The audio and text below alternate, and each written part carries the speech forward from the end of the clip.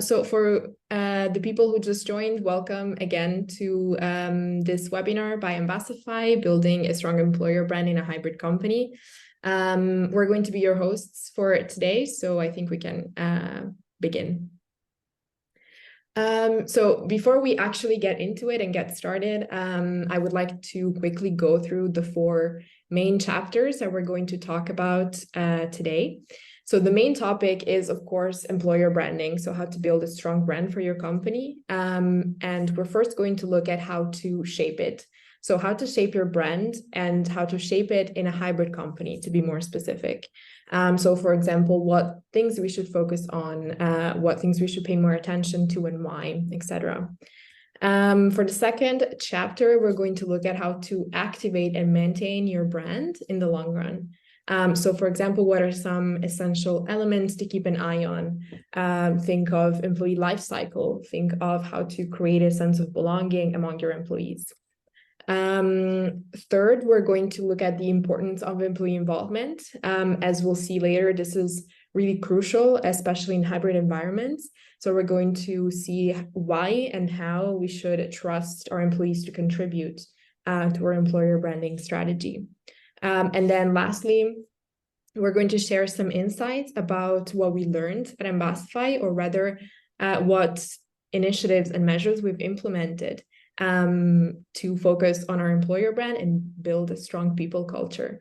We're also a hybrid company ourselves, and we've also been working and paying more and more attention to promoting a positive and strong culture among our people. So we'd like to share our experience with you. Marie, is there anything else you would like to add before we get started? No, I think you covered everything perfectly. Maybe just to add, if you are looking for a way to create impact with your employer brands in the long term, then this webinar is really great for you. And I hope you'll learn a lot. So I'm excited to start. All right, then let's begin. To ensure that we are all on the same page, we'd love to first start by setting the tone. So let's look at some short definitions to clarify a little bit what we mean when we talk about employer brand, when we talk about employee value proposition, and when we talk about company culture. These are very broad terms that can be interpreted slightly differently based on who you ask, who you talk to, but these here that you see here are the definitions that we've really made our own. So let's start with employer brand. This is the way people perceive you as an employer. People can be your existing employees, but also potential ones. So your applicants, your potential candidates. It's your overall image. So when thinking about employer brand, you may also have to admit or see that there could be a mismatch between, for example, your brand, the brand that you wish to portray, and the brand that people really experience in your company. Ideally, of course, there isn't any difference, there isn't any mismatch, but we'll get into more detail about this later on in the webinar. Then your EVP. This is the one thing that makes your organization stand out as an employer. And in a hybrid company, it becomes one thing that really unites and brings everyone together across your workforce. And so does your culture. So your set of values, those behaviors and those standards that define you as an employer. If we think of remote and hybrid work, these are a reality for a lot of people, for a lot of companies nowadays, which is great. I think it really should be considered like a big step forward, big progress whenever people are allowed the freedom to do their jobs and to experience work in a way that makes them the most comfortable and the most productive and effective. But of course, the natural consequence of this is that their experience as an employee, their work experience, is much more individualized, right? And as such, employees are much more in contact with the company culture and your identity as an employer, rather than, for example, the vibe that is created by employees, by colleagues, by being together in the same place and working together. Before we jump into the next chapter, I would like to throw in a little exercise to get you all thinking. Can you describe your employer brand? Feel free to drop a message in the chat if you know it, if it's long, short, a few words, if whatever comes to mind, if you can describe it, let us know. In the meantime, I'm going to give you a little example to show you what I mean. At Ambassify, we've defined and founded everything around our company on one belief, which is the belief that people are your unique selling point. So everything from our initiatives or principles or values or standards, everything has been built around this.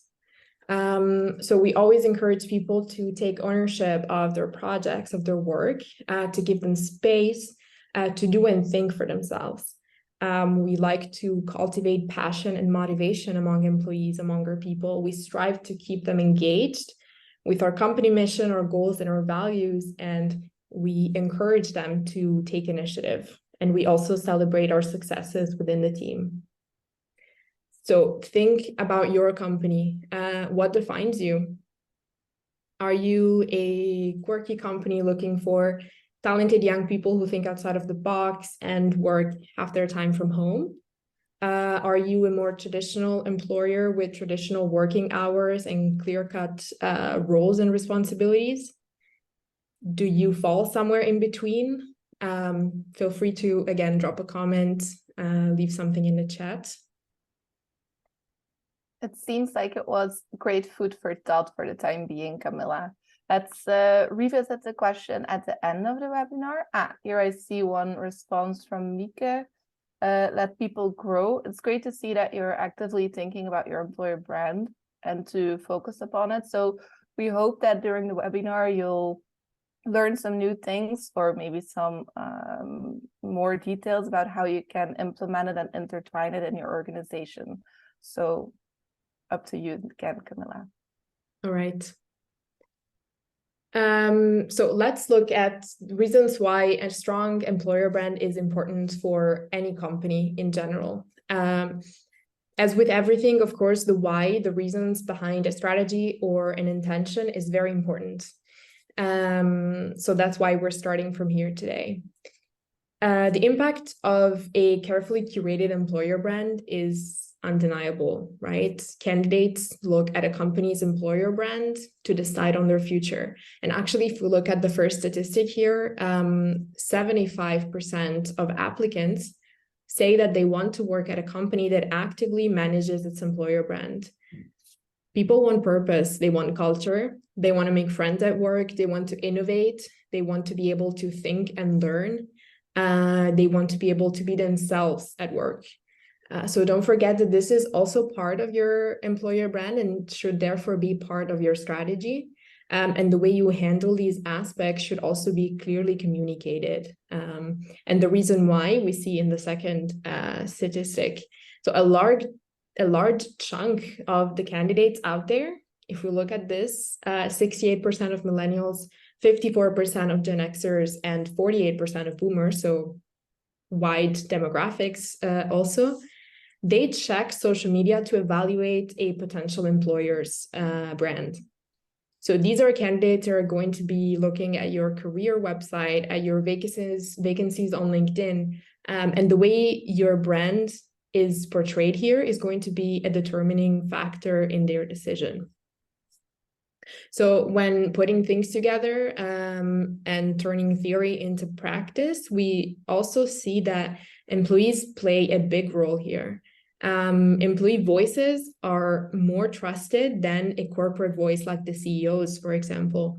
They are more credible and more impactful when it comes to communicating or embodying or shaping your brand. So if you want to convince your applicants and your audience in general of the authenticity of your brand and the uniqueness of your employer identity, then these are things that definitely should be taken into consideration. Of course, so the previous slide focused more on the general importance of employer branding, but in this webinar, we really, like we mentioned before, we really want to help you make an impact with your employer brand.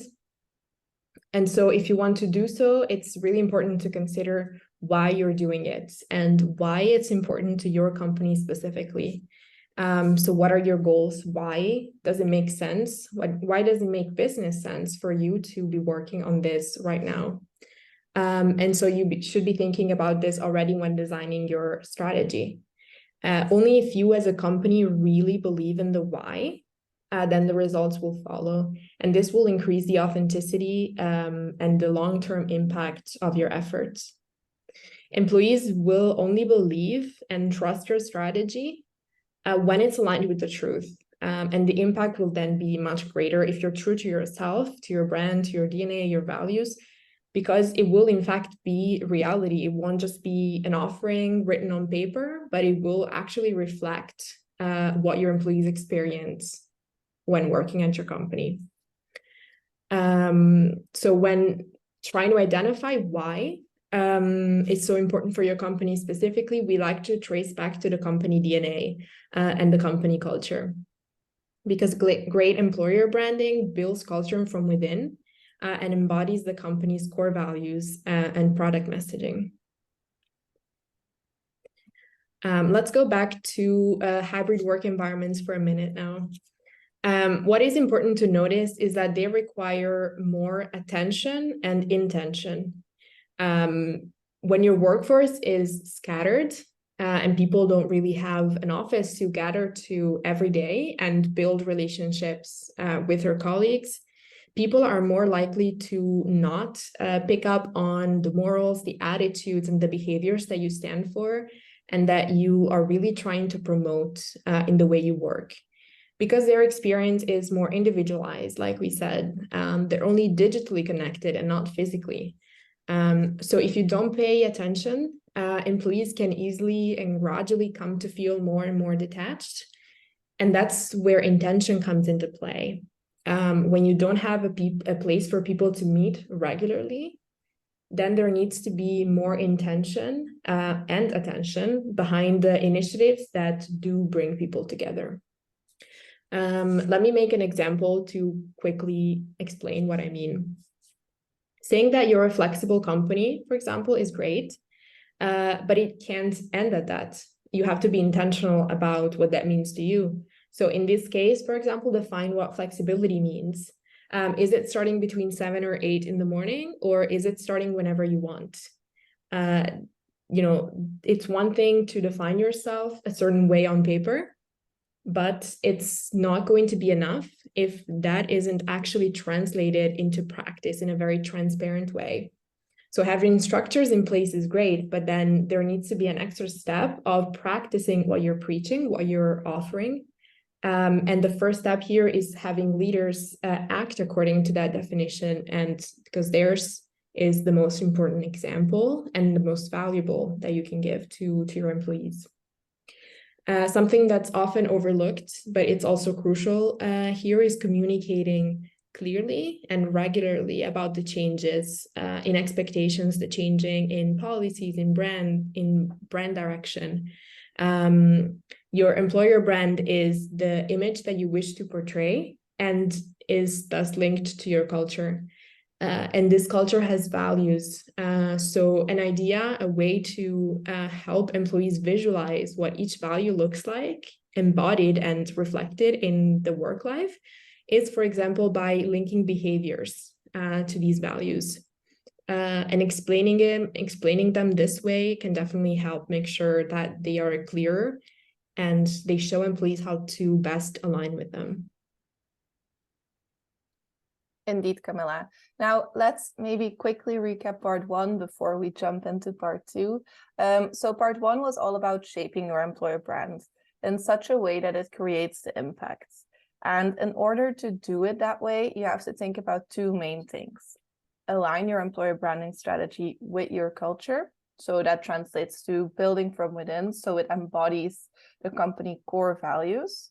And secondly, giving it the needed attention and intention, defining, leading by example, and being clear about what you mean. Now, part 2 will be about how you can maintain that strong employer brand. We already talked about how employees are the ones who basically shape your employer brand in real life. So they are the ones who live out your culture every day. So if you wish to install a long-term solution and strategy to maintain it, employees must be involved. Now, employee involvement can mean different things. However, ideally in this scenario, it means a bottom-up approach. This is an approach where employees are connected to the strategy or the creating of the strategy from the first place. And that will also consequently mean that your employees have a deep connection with your brand and that they resonate with it because of the involvement. So their shaping of the brand will result in them embodying your culture more, which is key to long-term success. Now, in order for a bottom-up approach to work, you have to ensure the following. So open and clear communication is key, because if you wish to involve your employees, every employee should have equal access to information and knowledge at any time, especially in hybrid environments when you have a scattered workforce, for example. Now, secondly, giving employees a voice is also important. And we always suggest giving employees a voice in a way that resonates with your company.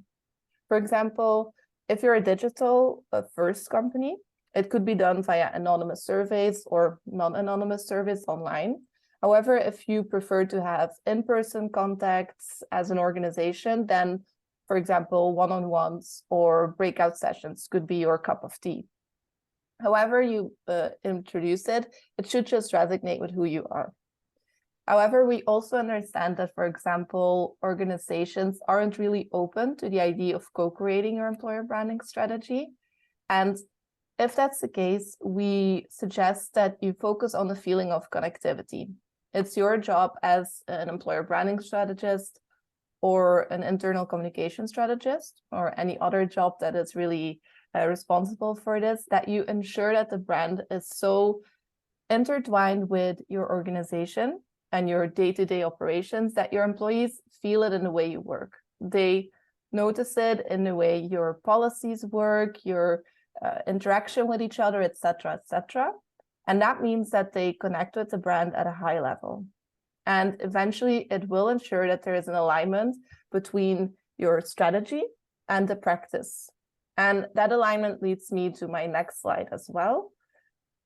Yes, thank you. Aligning your employee lifecycle.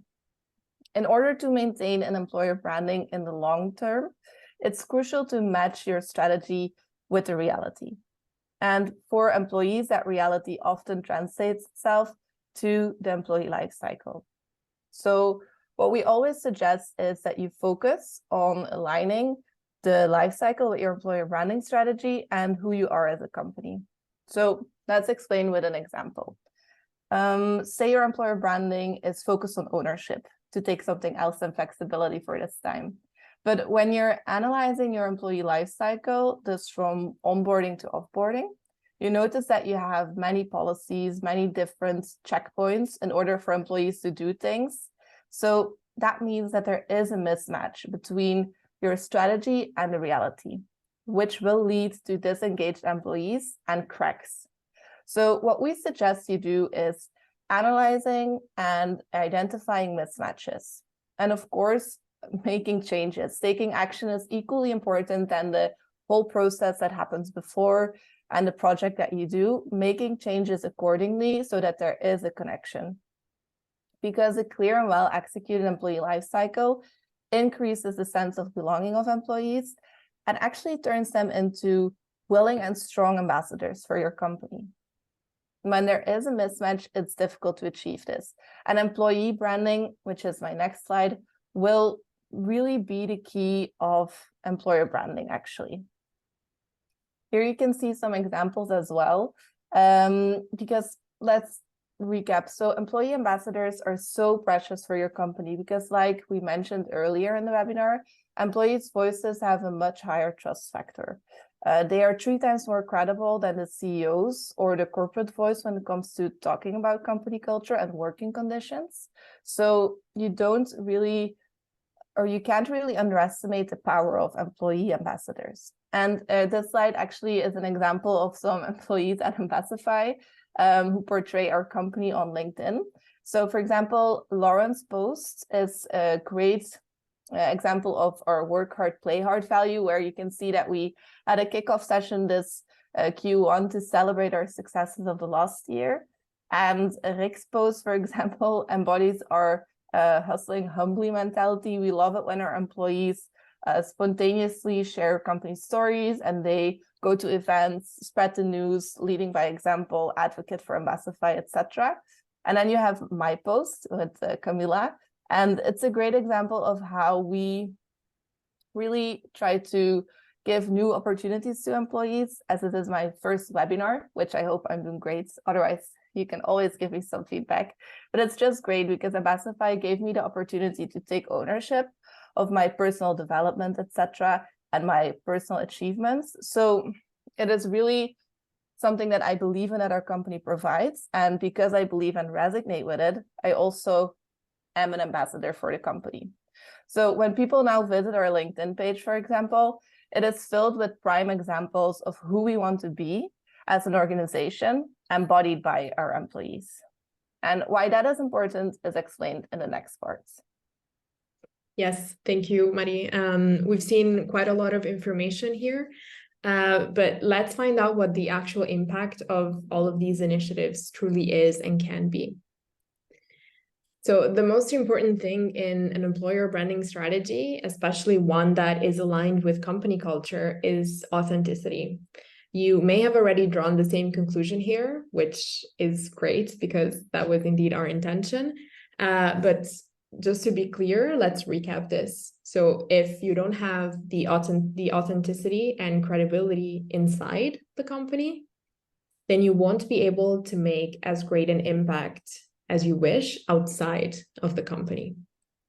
And a way to be authentic is by involving your employees, like we said.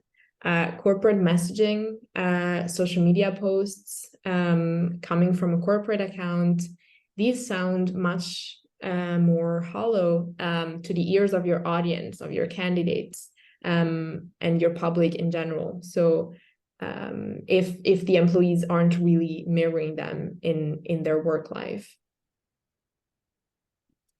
Let's take another look at why employees are such a trusted source and why we should then trust them and really empower them to advocate for the company and increase the effect and the impact of our efforts.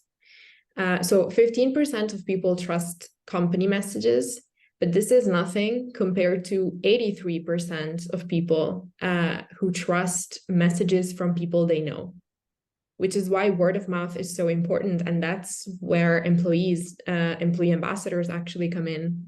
Remember that your employees have a very large network of connections, much larger than the followers on your company page, for example, or the reach that you can have with your company page.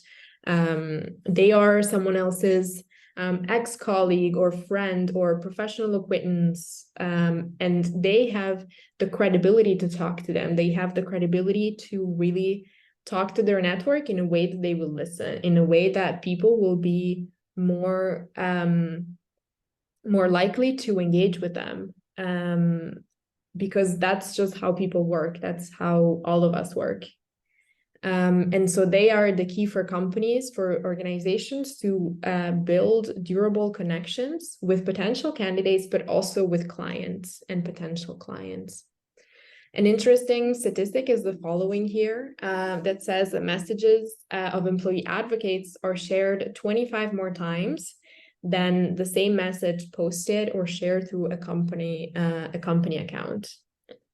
Employee advocacy and internal ambassadorship will really help you gain the credibility to raise your profile in the eyes of candidates. And so it's really important to trust your employees to be thought leaders in the industry and actually empower them to be thought leaders and to be ambassadors for your company. And the only way to do that is by being true to yourself and really embodying your culture, communicating your culture, and giving them the tools to advocate for you.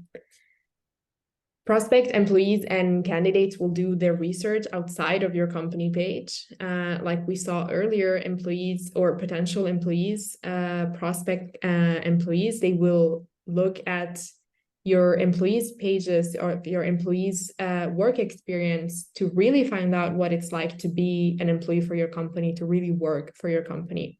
So make sure you are prepared and that your real life employee experience, branding and culture are 100% aligned with your offering on paper. Indeed.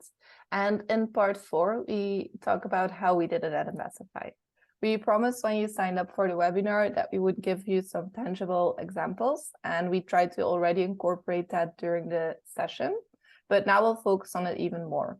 So we'll go over how we try to shape and maintain a strong employer branding strategy.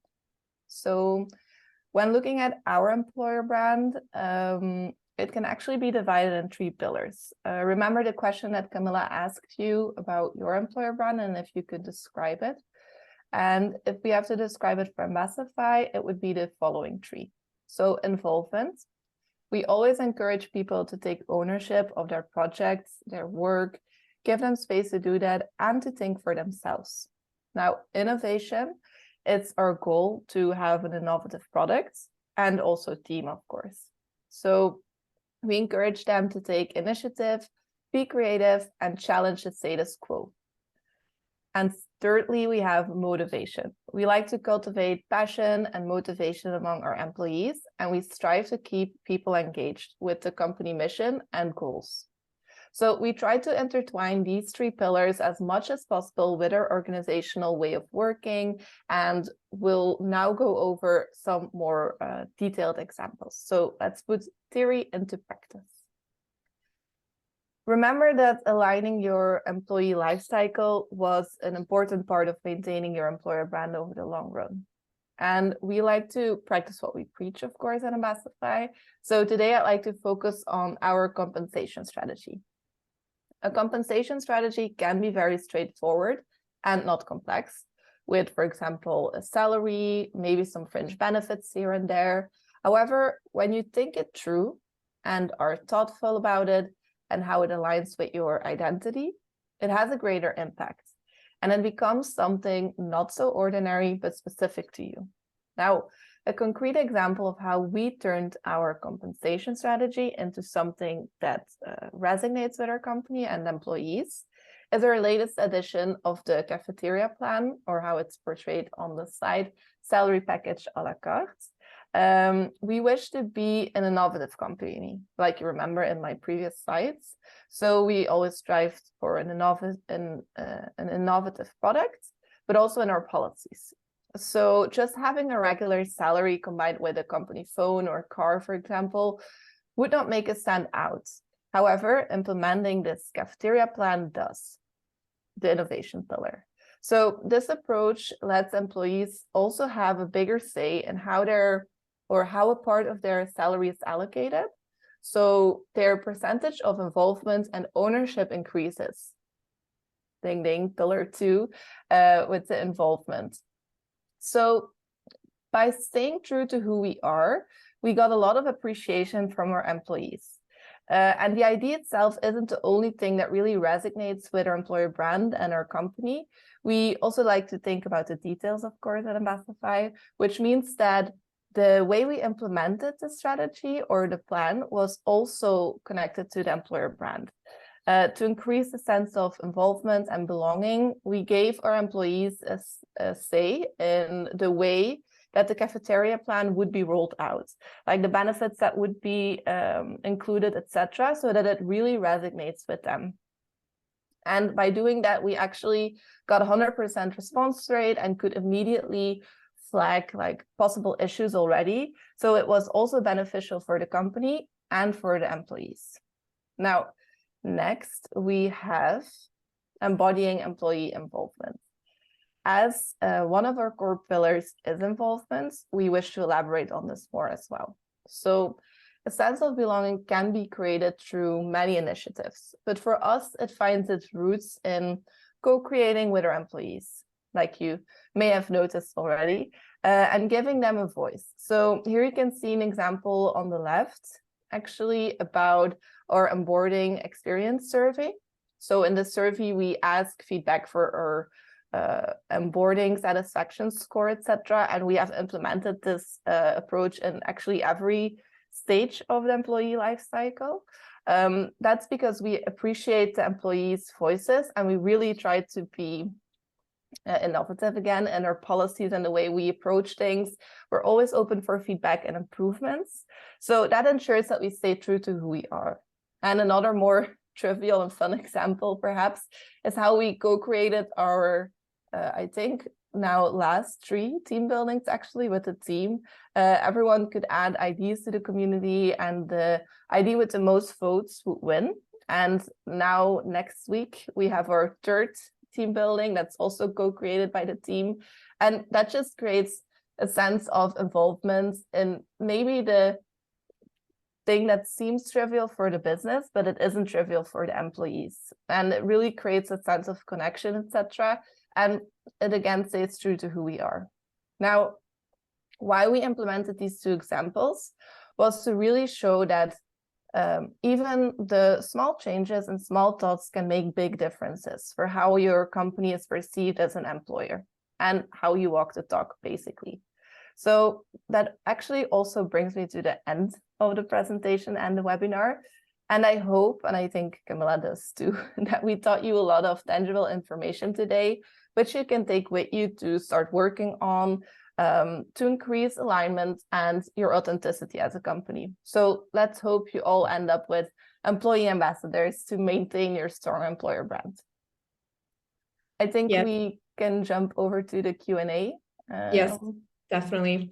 I also wanted to say that I hope the webinar was informative and valuable for everyone, and indeed adding a few tangible examples of how we have done things ourselves seemed to us the best way to really show how, or one way in which you can put theory into practice, and really show your employees how much you care and really what stands at the core of your company culture and your values. And then I think for the rest, maybe let's close the webinar for today. I'm happy to hear that we could help you all with our webinar. And in case you have any questions, our details, I think, Camilla, are on the next slide. So you can always send us an email. We'll definitely follow up with the people that asked for some specifics regarding the statistics, etc. So that will happen anyway. So thank you all. I hope you have a great day. Thank you everyone for joining the webinar, and we hope that you will join our future events coming up. And it was a pleasure to talk to you all today. Yes.